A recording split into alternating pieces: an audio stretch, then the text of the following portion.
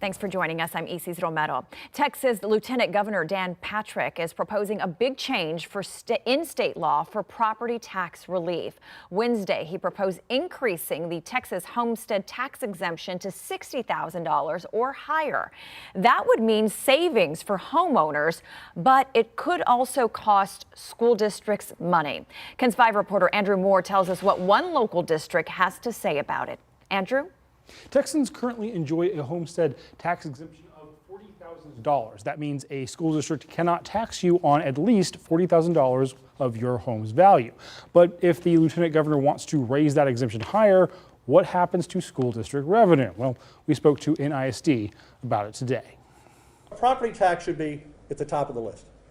You start there and work down. Texas already increased the homestead property tax exemption from $25,000 to $40,000 in May of this year. And now Dan Patrick says he wants it even higher. I'd like to take it to 60 or 65. With a $60,000 exemption, a family in a Northside $350,000 home would save about $230 in school district property taxes. But due to how school funding works, the move would also cost the state money. Northside ISD Superintendent Brian Woods says the state is required to compensate school districts for some lost revenue. School districts are funded a guaranteed dollar figure per child. So when the district share drops, the state share goes up in order to keep that dollar amount. Woods says if the state government can afford reimbursing school districts, then more power to them. If you've got the money, and guess what, they do, then great. I mean,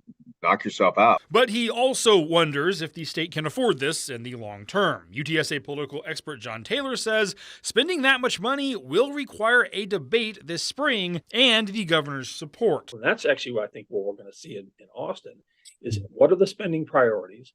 What are the governor's legislative priorities? The 2023 Texas legislative session kicks off January 10th. And additionally, Woods told me the drop in school tax revenue would actually reduce the money school districts have available to pay bonds. The state does not reimburse districts for that. So if a district is spending more of their tax money paying for those bonds, well, they could get hit harder by this change. Isis? Thank you so much.